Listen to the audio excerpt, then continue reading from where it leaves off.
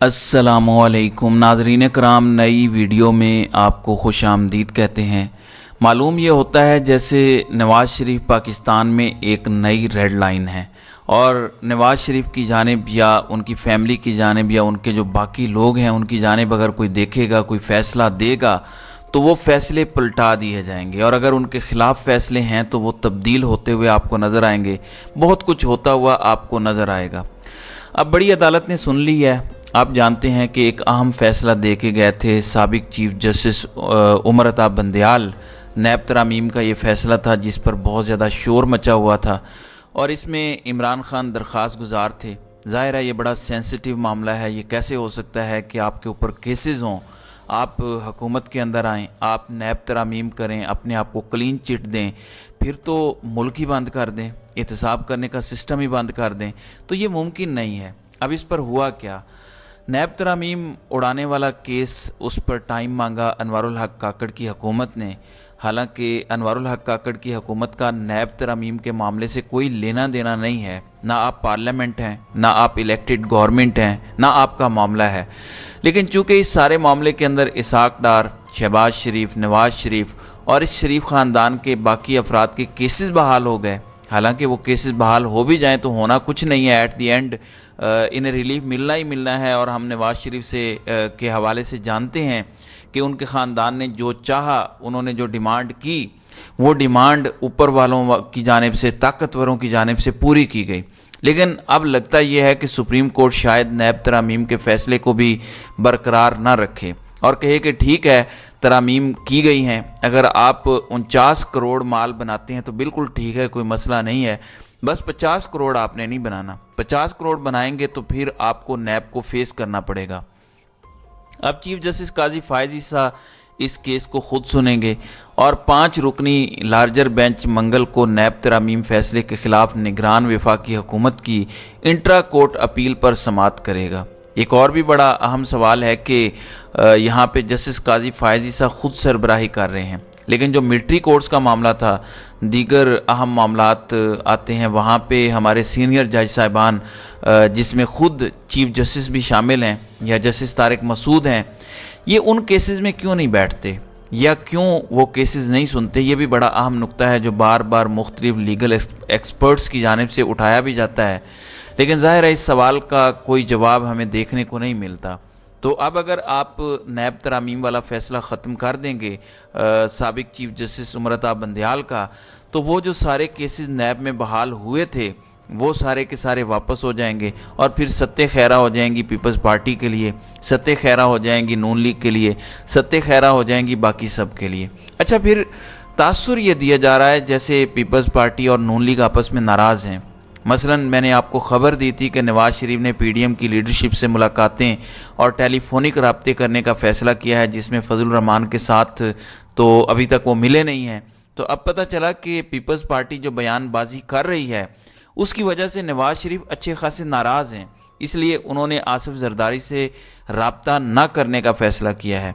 देखें, मामला यह है कि शरीफ ख़ानदान और मुस्लिम लीग नून के मुतालिक कहा जाता है कि जब उन पर बुरा वक्त होता है तो ये आपके पांव पड़ जाते हैं और जब इन पे अच्छा वक्त आता है तो फिर ये आपका गिरेबान पकड़ लेते हैं। तो फ़िलहाल मुस्लिम लीग नून और शरीफ ख़ानदान पर अच्छा वक्त है। उसकी वजह यह है कि शरीफ ख़ानदान पल झपकता है और सिस्टम और ताकतवर उनकी वो ख्वाहिश पूरी कर देते हैं। तो अब मेरा नहीं ख्याल कि नवाज़ शरीफ किसी से रब्ता करें या नवाज़ शरीफ को किसी की ज़रूरत है। तकरीरें करना बड़ा मुश्किल काम है, लेकिन नवाज़ शरीफ ख़ानदान तो तस्वीर के फ्रेम में भी अपने ख़ानदान के अलावा किसी को बर्दाश्त नहीं करते। बाकी किसी को उन्होंने क्या देना है। दूसरी जानिब नाज़रीन कराम, एक और बड़ा अहम मामला हुआ। इमरान खान के वकला मिलने जाते हैं तो ख़बर ये आई कि इमरान खान ने वो लोग जो मिलने वाले हैं उनकी लिस्ट मंगवाई और उस लिस्ट में से उन्होंने 2 वकला के नाम काट दिए। अब इस हवाले से ये समझ नहीं आ रही कि कौन कौन से लोग उनसे मिलने जाते हैं जिनके नाम अब नहीं हैं। अब वो 10 लोग जो उनसे मिलेंगे उनमें हामिद खान, उमैर खान न्याजी, बैरिस्टर सलमान अकरम राजा, बैरिस्टर अली सैयद अली ज़फ़र, बैरिस्टर सलमान सफदर, सरदार लतीफ़ खोसा, शुएब शाहीन, बैरिस्टर गौहर अली ख़ान, मलिक बुरहान मुअज़्ज़म और शेर अफजल मरवत शामिल हैं। लोग कह रहे हैं कि शायद बाबर अवान और कुछ दीगर का नाम भी लोग ले रहे हैं। کہ ان کے ناموں کے اوپر عمران خان نے کاٹا لگایا۔ بہرحال عمران خان نے دو لوگوں کے نام پر کاٹا ضرور لگایا ہے۔ اب اس کاٹے کے پیچھے کیا مقاصد ہیں؟ کیا عمران خان جو ہدایات دے رہے تھے وہ والی ہدایات فالو نہیں کر رہے تھے، یا عمران خان جو بات کر رہے تھے وہ باتیں کہیں اور پہنچ رہی تھیں؟ اب ظاہر ہے یہ عمران خان کا استحقاق ہے، کیونکہ آپ جانتے ہیں کہ جیل میں ہوتا اس طرح سے ہے کہ لسٹ جاتی ہے عمران خان کے پاس ملنے والوں کی، پھر وہ اپروو کرتے ہیں کہ میں ان لوگوں سے ملنا چاہتا ہوں، تو وہی لوگ ان سے ملتے ہیں۔ اب یہ جو لسٹ ہے یہ اسلام آباد ہائی کورٹ میں جمع کروا دی گئی ہے۔ اس لسٹ کے مطابق اب یہ وکلاء منگل اور جمعرات کو 45 منٹ تک عمران خان سے ملاقات کر سکیں گے، لیکن جو ملاقات نہ کرنے والے 2 لوگ ہیں وہ بڑا انٹرسٹنگ ہے، اور سوشل میڈیا پر بہت سا شور مچا ہوا ہے کہ آخر وہ کون سے 2 لوگ ہیں۔ اچھا ناظرین کرام، ایک اور بڑی دلچسپ بات ہے۔ ایک تو نواز شریف نے مینار پاکستان پر جلسہ کیا، ہم لوگوں نے اسے رپورٹ بھی کیا، وہاں سب کچھ تھا لیکن لاہوریے نہیں تھے، وہاں جوش و خروش نہیں تھا، وہاں فیملیز والی صورتحال جو ہمیں پی ٹی آئی کے جلسوں میں نظر آتی ہے وہ بھی ہمیں نظر نہیں آئی۔ اب ہوا یہ کہ مسلم لیگ نون سے متعلق نصرت جاوید کا کہنا یہ ہے کہ لاہور والے جلسے کے اندر لاہوریوں کی تعداد 5% بھی نہیں تھی۔ ان کے مطابق اگر کوئی اس سے زیادہ تعداد بتا رہا ہے تو وہ جھوٹ بول رہا ہے۔ اب یہ تو ہو گئی نواز شریف کی صورتحال۔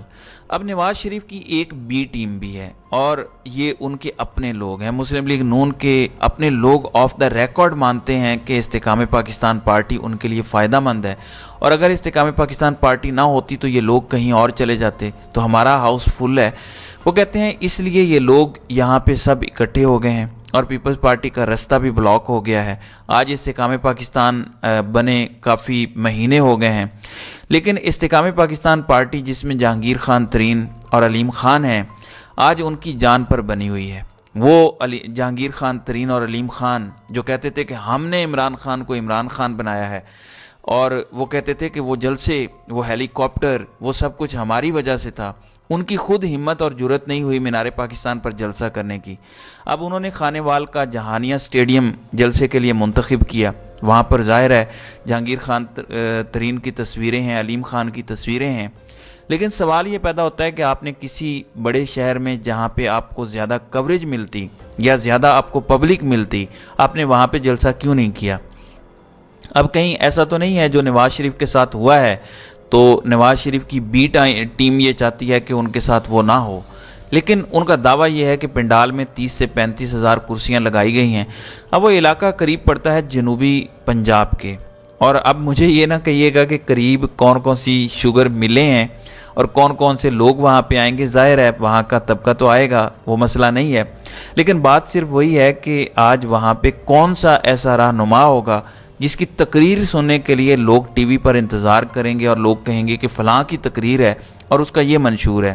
یعنی یہ ایک اہم فیکٹر ہوگا، یہ بات آپ کو سمجھ آ جانی چاہیے، لیکن ظاہر ہے کہ ان کو یہ سمجھ نہیں آئے گی کہ آپ مسلم لیگ نون کے ساتھ پی ڈی ایم کی حکومت کا حصہ بھی رہیں اور آپ کے جہاز بھی ٹرانسپورٹیشن دیں مبینہ طور پر ایئرپورٹ سے شاہی قلعے تک، اور آپ کے لوگ جا کے نواز شریف کا استقبال بھی کریں، اور آپ یہ بھی کہیں کہ آپ اپوزیشن کی جماعت ہیں، تو ایسا تو ممکن نہیں ہے۔